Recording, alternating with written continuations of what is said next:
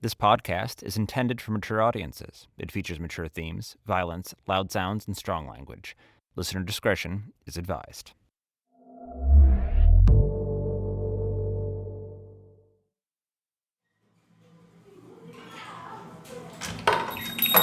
Hola. Buenas tardes, disculpe, señor.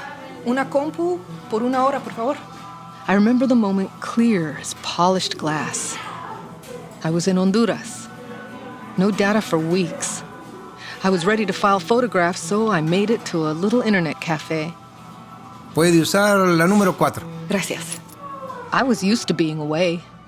I'd hardly been in the States more than 6 consecutive months since I'd graduated BU.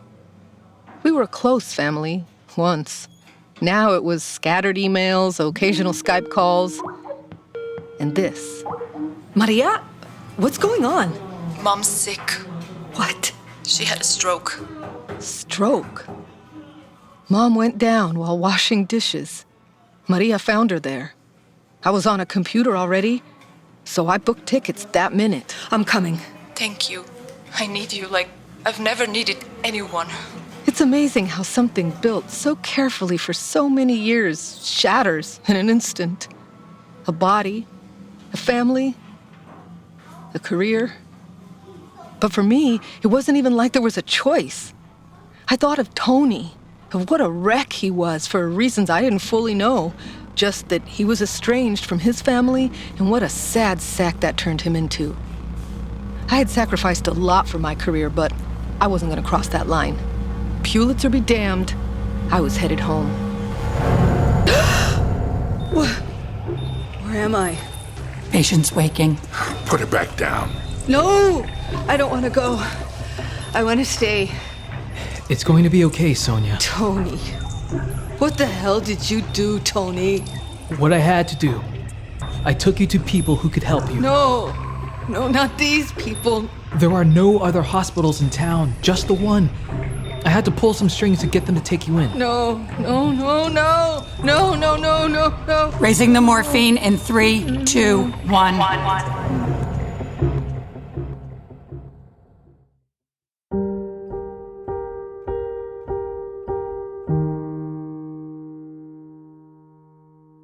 Realm presents a Dagaz media production, Undertow, a dark Tome story, Episode 6.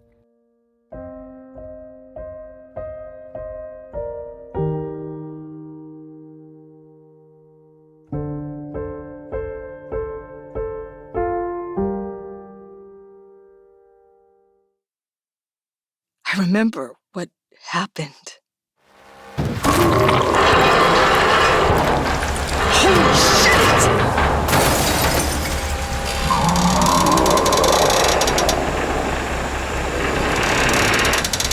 Fucking monster.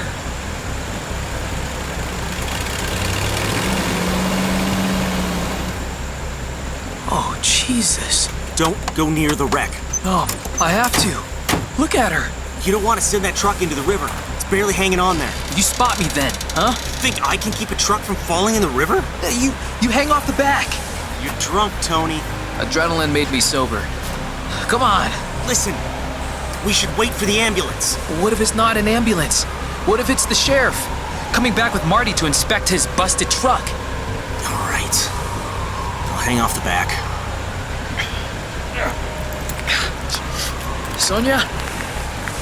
Sonia, are you awake? Tony. It was that fucking thing. Going to get you help, Sonia. You were in a wreck. No, it was a monster. Okay, I'm just going to reach over, unbuckle your seatbelt. Hurry! I'm going to get you out. Shit. You were hit pretty bad in the head. Don't touch me. Don't really have a choice. No one's going to help us here. We've got to help each other. You never should have come. Too late now. 1, 2, 3. More morphine. I can't risk brain damage. I'll do it then.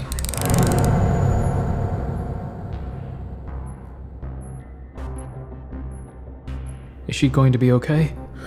What exactly is your definition of okay? Physically, yes. She sustained some head trauma and suffered puncture wounds to her chest after the telephone pole splintered. Luckily, the shrapnel missed any major organs. Also lucky that she was wearing a seatbelt, else she would probably have went through the windshield and ended up swimming. Swimming? Mentally, well, we'll see how she recovers. The blow to the head was severe. What does that mean? Well, just that her memory may be foggy. She may see things that aren't real. Her reports of what happened here may become unreliable. That would be very on brand for this assignment. Are you getting fresh with me, Mr. Baxter? No, sir. Good. Because you understand the enforceability of the paperwork you signed. I do. And not just the legal implications. I mean, everyone hates going to court. But the more unpleasant ones. The marshal. Yeah, I'm one of those guys who reads the fine print. Your friend will be in recovery a few hours. Meanwhile, I'll be getting ready for your procedure. Does it need to sound so ominous? Well, shall we call it Mr. Baxter's little adventure then? A trip down memory lane? You can just call me Tony. Okay, Tony. I'm glad you came around. Tony, congratulations. Cynthia Lyman. To whom do I owe the pleasure? Oh, you have become an important asset to the Malleus Corporation. I'm in charge of the team which is tracking our property. I'm your property? You did read the contract, right? I heard you were a reader. Yeah, this is America. People can't be owned, but short-term leases on your meat sack were made possible through the Pharmaceutical Recovery provision of the MAGA Act of 2018. Or don't you remember? Is meat sack a professional term? Don't be a shit, Tony.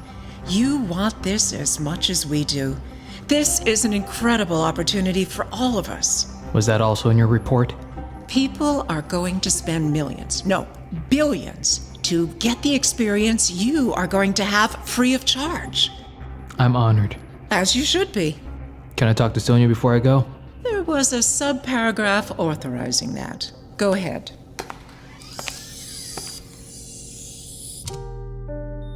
Sonia? You left me. I came back. Men came, the selectman and the deputy. Don't worry about them. They would have... I don't know. They're out of the picture. How? Doesn't matter. I have something for you. The blank dog tags? Why the hell are you giving me these? Something to remember me by? Where the hell are you going, Tony? Just hold on to them. Whatever. I'm going on a little adventure. Don't know what's going to happen to me. You've got to get yourself out of here. What the fuck is going on, Tony? Let's just say I signed up to be a beta tester. Let it go, Tony. Whatever you think it's gonna do, it's not. It's going to destroy you. I just saw... There's things out there. Take care of yourself. And as quickly as that, Tony vanishes. In my mind, I can see the photograph. The beautiful slate blue bird stands tall and curious in the river grass, its head tilted to its side so its yellow-black eye can lock with mine. It seems to stare into me. And then I realize it's not looking at me. It's looking through its other eye to the far side where there's a shape in the water. Not a fish to spear on its sharp beak, but a greater beast, a thing hunting from underneath, a thing of leeches and teeth, a thing which...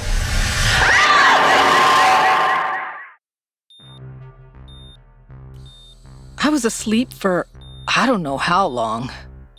I keep seeing Betsy and the thing that rose up from the river to take her. I feel the cold metal of the dog tags against my neck, and they give me some measure of comfort. and the fog of my mind parts for a moment. There's someone in my room. We gotta get you out of here. Hi. What? You? What the hell are you doing here? I work here. Well, I know I saw you at your house. That's just for the tourists. I have lots of questions. There's no time. It's coming back for you. What? For your safety, you need to run. Come on. Oh, fuck. You're all special around here. Just follow me. Here's some epinephrine to get you back on your feet. I hate hospitals. They come packed with memories of chemical smells and dying and death. Things so clean, they make you suspicious. Cold, clinical. It's a place where your body is no longer a vibrant cacophony of wonder, but a vessel of poking and prodding. You okay on your feet? We'll get you a wheelchair. I'm fine, thanks for asking. Now entering lockdown. Patients and their caregivers advised to please return to their rooms. No time, go! The nurse shoves me and I sprawl toward the corner, where I push open an emergency exit door that leads to a stairwell. Get out of here, Sonia! Things start to get mushy. I'm in survival mode. It's a mode I hate but am quite familiar with. It's a mode where you have to stop asking who you can trust and what you should do and to follow your feet and instincts. In the stairwell, nothing seems reliable anymore. The walls and floor seem to bend. The color of the paint flickers in and out. Alarms flash on the wall and play through different songs and rhythms and sounds, and I'm thinking, am I getting a stroke now? But I can't worry about that part. I have to do the surviving. I try to remember something I'm certain about. Like my mom, like my sister, like our little apartment in Brooklyn. But instead, all I keep seeing are that heron's eyes. And the thing beyond it, the thing which I saw again on the river bridge, the thing that seems to be melting through the walls and coming to me now. Ah! Get away! Get away! I start running, though what it really feels like is plowing through jello. I remember every situation I've ever feared for my life and the effort it took to get me out of it all those other times. The one step, the next step, the step after that. I no longer think about the fog and the leech thing and mirror glass buildings and people in shiny suits. I only see step after step after step. The handle of the emergency exit at the bottom of the stairwell. The cold comfort of hard steel as I grab the door handle and snap it open.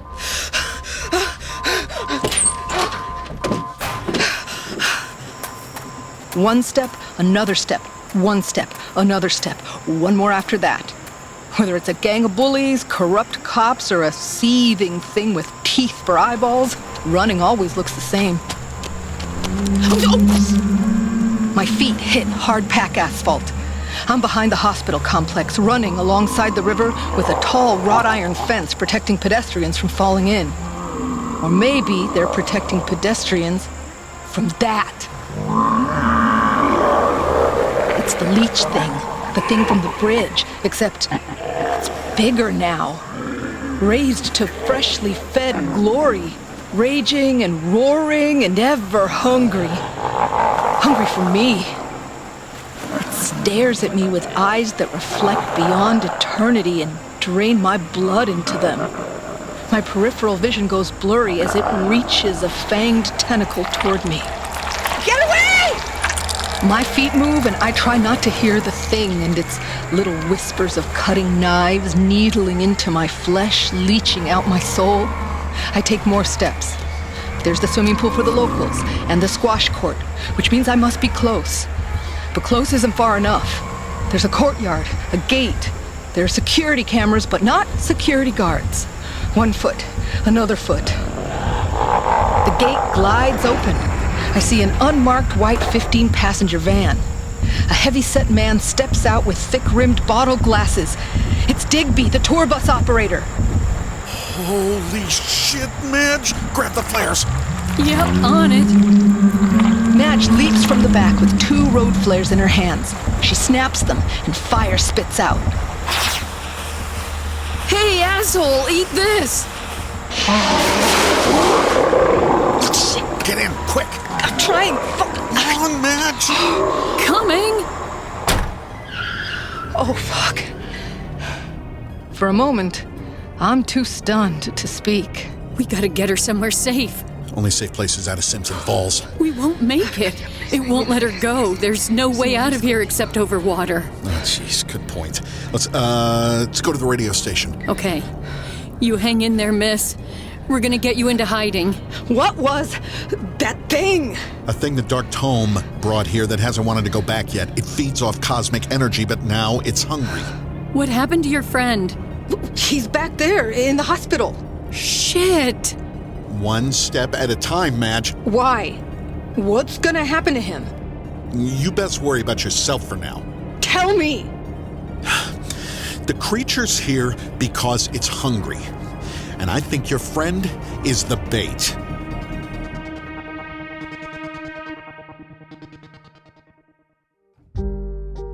You've been listening to Undertow, a Dark Tome story, created by Fred Greenhalgh, presented by Realm. Listen away.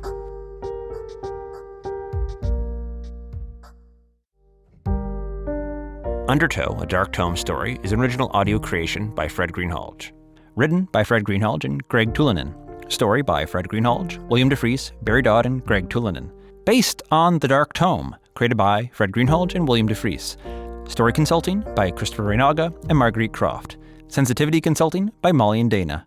The Dark Tome Undertow features the talents of Tony Aiden Vo as Tony Baxter, Stephanie Diaz as Sonia Proud, Jason Grazel as Ricky Hill and X in human form, Colleen A. Madden as Melissa, Anna Carvalho as Maria, Herbie Madden as young Tony, Vivian Madden as young Melissa, Denise Poirier as receptionist, dispatcher, and Roberta, Graham Rowett as Edwin, guard, and drunk, Holly Adams as Tanya and waitress, Kim Gordon as Cynthia, Lisa Stathopoulos as Maynard Mom and Jackie, Lucas Kroll as Kid Ricky, Maya Kolosky as skeptical teen, Moira Driscoll as Nurse Cody in Psychologist's Office, Nathan Dana Aldrich as Marty, Ned Donovan as Billy the Clown, Paul Belfoyle as bartender, local man and reporter, Peter Burkrot as Sheriff Warren, PJ Oakland as Scott, manager and town assessor, Ray Porter as Digby, Wendy Tremont King as Madge, Richard Fish as DJ, Richard McGonigal as Dr. Leopold, Sam Mowry as Leech Monster, Monster X, and Trucker, Tim Sample as Mr. Gussie, and William Steele as Psychologist. Additional voices by the cast. The Dark Tome was directed and produced by Fred Greenhalgh. Dialogue editing and sound design by Jason DeWald of Audio Evolutions, audioevolutions.net. Additional sound by Mind's Eye Productions. Final mix by Fred Greenhalgh. Original score by Hubert Campbell. Theme song, Here, My Friend, Your Future, by Frank Schulmeyer. The Dark Tome Undertow was produced from lockdown with distributed performers across continental North America in locations traditionally stewarded by numerous indigenous tribes. The home base of Dagaz Media is in York County, Maine, ancestral land of the Wabanaki Confederacy. The fictionalized location of Simpson Falls is inspired by the Penobscot County region of Maine, the ancestral lands of the Penobscot Nation, the oldest continuous government in the world. Special thanks to Eduardo Westphalier and Phil Dubois. The Dark Tome is a Dagaz Media production. Learn more at dagazmedia.com. That's DAGAZ media.com.